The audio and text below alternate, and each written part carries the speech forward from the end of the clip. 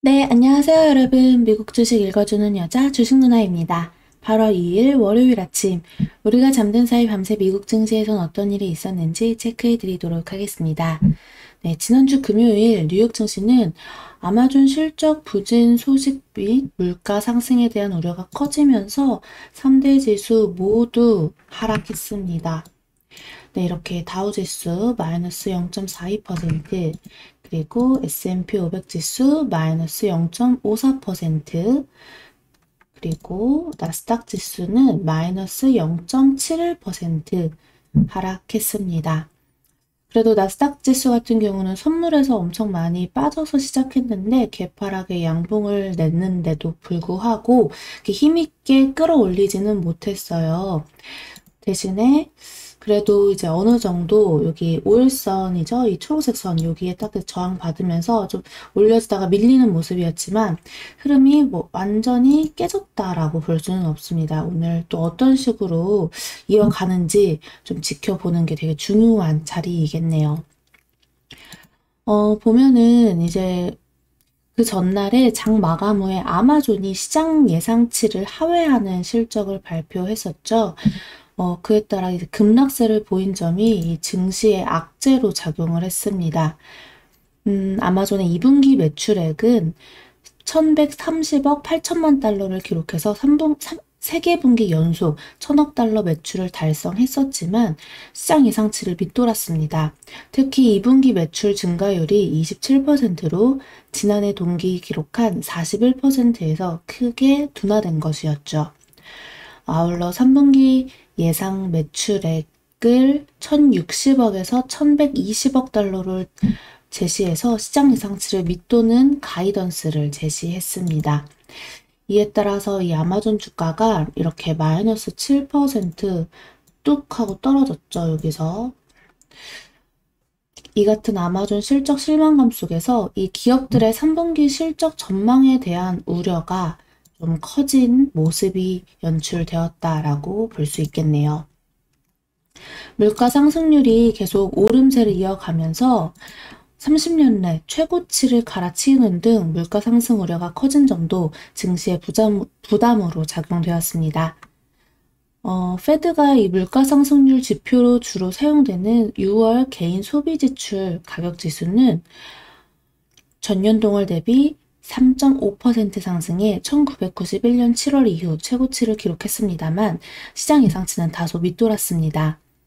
6월 개인 소비 지출은 전월 대비 1.0% 증가해 시장 예상치를 웃돌았고 개인 소득도 전월 대비 0.1% 증가해 시장 예상치보다 개선되었습니다. 2분기 고용 비용 지수는 고용 비용 지수 상승률은 0.7%로 시장 예상치를 하회했고 또 7월 미시간대 소비자 태도 지수 확정치는 81.2로 잠정치 80.8을 상회했습니다. 또 7월 시카고 구매관리자 지수는 전월 66.1에서 73.4로 크게 상승했습니다. 하지만 코로나19 델타 변이 우려는 여전히 또 지속되고 있는 모습이었습니다. 미 질병통제예방센터는 내부 보고서를 통해 코로나19 델타 변이가 수두만큼이나 이 전염력이 강하다라고 그리고 또 더 심각한 질환을 유발한다라고 진단을 했습니다.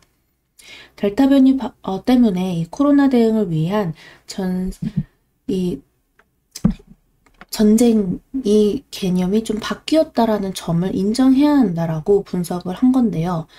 아울러 뉴욕타임스 집계에 따르면 미국의 코로나19 신규 확진자 수는 29일 기준 7만 1621명으로 2주 전보다 151% 증가한 것으로 전해졌습니다. 스콧 고틀립 전 미국 식품의약국 국장은 공식적인 수치보다 코로나 바이러스가 훨씬 더 퍼져 있을 것이다 라고 예상했죠. 이번 주 이제 미국 증시는 7월 고용 보고서를 기다리면서 미국 내 빠른 코로나19 델타 변이 바이러스 확산세에 좀 초점이 맞춰져 있는데요. 7월에도 강한 고용 증가세가 나타난다면 시장은 테이퍼링 발표 가능성을 주가에 반영할 것으로 예상이 되고 있습니다. 현재 시간 2일 마킷과 ISM의 제조업 PMI가 발표됩니다. 3분기 들어서며 지표가 고르지 못하기 때문에 경기 회복 기대감은 다소 낮아진 상태죠. 또 3일에는 8월 경기 낙관 지수와 알리바바, 니콜라 등의 실적이 나옵니다. 또 4일에는 7월 ADP 고용 보고서가 발표될 예정이고요. 또 지난주 FOMC 회의에서 연준이 테이퍼링을 위해서는 고용과 물가 목표치에서 상당한 진전이 필요하다고 언급을 했었는데요. 이번 고용 지표가 예상보다 강하면 다시 조기 긴축에 대한 우려가 제기될 수 있기 때문에 주가 하락 압력을 줄 수 있다라는 점 꼭 체크해야 합니다. 또 5일에는 스퀘어와 듀크 에너지가 실적을 발표할 예정입니다. 6일에는 이 7월 비농업 부문 고용 데이터가 공개되고요. 또 월스트리트 저널에 따르면 전문가들은 이 수치가 전달보다 적을 것으로 예상하고 있습니다. 이날 국제유가는 견고한 원유 수요 기대감 지속 등에 소폭 상승했는데요. 원유 수요에 대한 기대가 유지되면서 2주 연속 상승세를 기록했습니다. WTI 9월 인도분 가격은 전거래일보다 0.33달러, 플러스 0.45% 상승한 73.95달러에 거래 마감되었네요. 또 재미있는 뉴스가 하나 있었는데요. 서방 국가들이 탄소 배출을 줄이기 위해 태양광 사업을 늘리자 역설적으로 중국에서 석탄 발전이 큰 폭으로 증가한 것으로 확인이 되었습니다. 월스트리트 저널은 현지 시간 31일 태양광 패널의 핵심 소재인 폴리실리콘이 문제가 되고 있다며 각국이 현 사태를 해결하기 위해 신중하게 접근해야 한다라고 보도를 했어요. 현재 탄소 배출 감소를 위해 전 세계적으로 보급되고 있는 태양광 패널에는 태양광 산업의 쌀로 불리는 폴리실리콘이 사용됩니다. 다만 이 폴리실리콘의 80% 이상을 중국 업체들이 만들고 있는데 월스트리트 저널은 중국 기업들이 이 폴리실리콘을 만드는 과정에서 엄청난 양의 석탄을 사용하고 있다며 이로 인해 앞으로 탄소 배출량이 오히려 늘어날 가능성이 높다라고 전했어요. 현재 중국 외에도 일부 서구권 국가에서도 태양광 패널 사업을 위해 폴리실리콘을 생산하고 있는데요. 특히 미국과 독일 등의 공장에서는 중국에서 생산되고 있는 폴리실리콘보다 더 낮은 탄소를 배출하고 있습니다. 다만 비용 경쟁력에서 큰 차이가 나면서 일부 공장들이 문을 닫기 시작한 상황이 나타났죠. 이렇게 가격 경쟁에서 밀려나 서구권 공장들이 문을 닫자 중국에 대한 태양광 부품 의존도가 큰 폭으로 늘어나고 있습니다.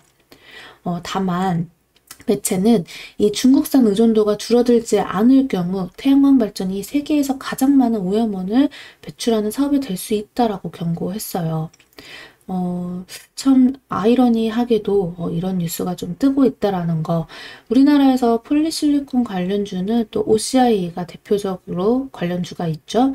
OCI 주가가 사실 좀 요즘 많이 지지부진합니다. 또 태양광 관련주로 엮여서 오르는 듯 하다가도 또 떨어지고 실적이 좋은데도 불구하고 지지부진하게 가고 있는데 그 연유를 또 이렇게 연결해서 찾아볼 수도 있지 않을까 싶네요. 앞으로의 흐름도 어떨지 그럼에도 불구하고 태양광은 우리가 계속해서 눈여겨봐야 하는 성장성이 있는 미래 먹거리 섹터니까 꼭 한번 체크를 해봅시다.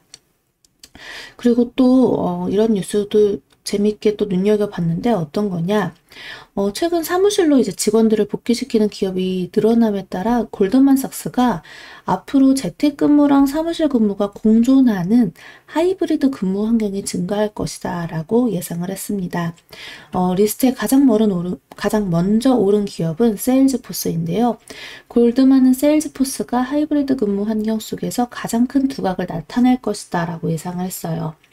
세일즈포스가 디지털 경제에 특히 강화되어 있다며 앞으로 이커머스, 마케팅 등의 분야에서 높은 성장률을 기록할 것이다 라고 평가했습니다. 글로벌 IB들의 투자 의견도 매수로 나와 있는 상태니 이제 참고하시면 좋겠고요. 또 이어서 시스코 시스템스도 수혜주로 꼽혔습니다. 골드만삭스의 분석가는 시스코가 하드웨어 및 커뮤니케이션 분야의 강자라고 전했는데요. 또 시스코를 비롯한 사무실 네트워킹 회사들이 전망이 좋게 보인다며 기업들의 네트워크 수요 증가로 인해 향후 이득을 볼 가능성이 높다라고 진단했습니다. 또 다음으로 하얏트 호텔이랑 유나이티드 항공도 체크를 했어요. 골드만은 이 두 기업이 회사들 간의 비즈니스 여행 사업이 회복하면서 앞으로 큰 혜택을 받게 될 것이라고 분석했습니다.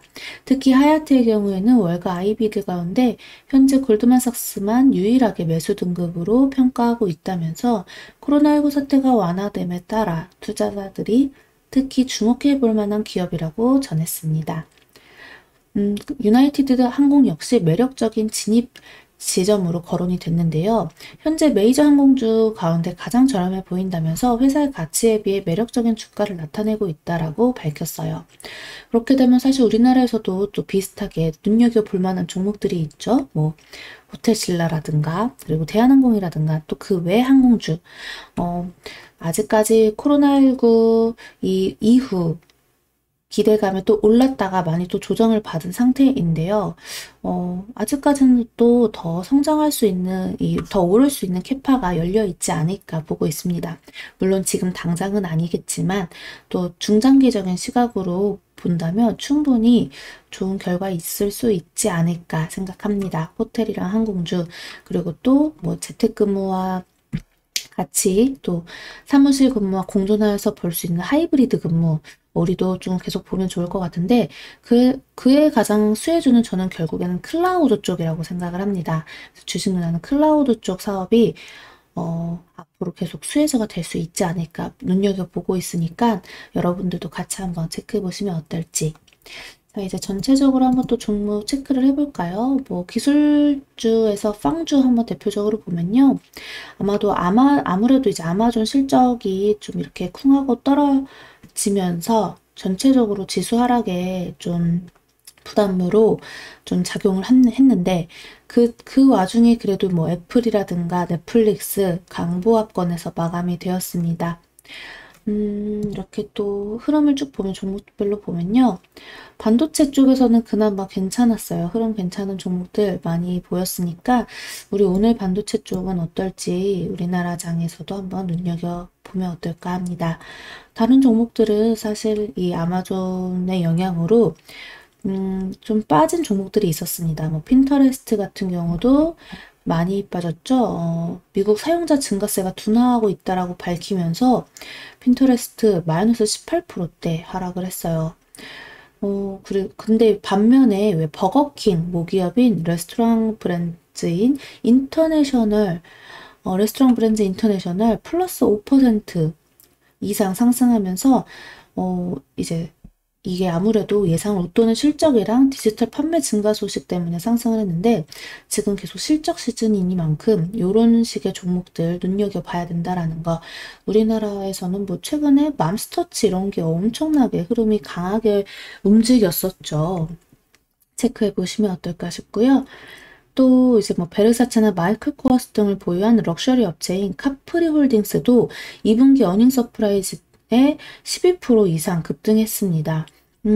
이쪽 약간 우리나라에서도 미국으로 이제 연결되고 있는 패션 관련주들 흐름 나쁘지 않거든요. 계속 한번 체크해 보시면 어떨까 싶어요. 또 전날에 그 나스닥 시장에 신규 상장했던 로빈훗이 좀 첫날에 급락세를 보였는데 다행히 둘째 날에는 플러스 0.95%로 반등에 성공하는 모습이었습니다. 네, 전체적으로 시장이 워낙 약했다 보니까 막 이렇게 크게 상승 흐름을 보여준 섹터는 없었는데요. 좀 조정받는 섹터도 많이 나오고 있죠. 근데 이제 철강 쪽 흐름이 괜찮았어요. 우리나라에서도 금요일장에 철강주들 흐름이 강했는데 이번에 좀 좋았다라는 거 체크해 보시면 좋겠네요. 자, 오늘 벌써 8월입니다. 8월 첫날 월요일장 어떻게 또 흘러갈지 우리 같이 또 지켜보면서 공부하고 시장 상황 체크하고 해요. 오늘도 주식 누나가 라이브 방송 12시에 찾아올 테니까요. 이따가 너무 또 오늘장 어떻게 될까 걱정하지 마시고 주식 누나 공부방에서 계속해서 시장 상황 체크하면서 라이브 방송까지 해드릴 테니까요. 혼자 하시기 어려우신 분들 누나한테 연락 많이 주세요. 자, 그럼 오늘 월요일장 8월 첫째 장 파이팅 합시다. 좋은 하루 보내시고요. 오늘 미국 증시 마감 브리핑 여기까지 하겠습니다. 재미있게 영상 봐주신 분들 구독과 좋아요 그리고 알람 설정 댓글도 많이 부탁드립니다. 이상 주식 알려주는 여자 주식 누나였습니다. 또 만나요.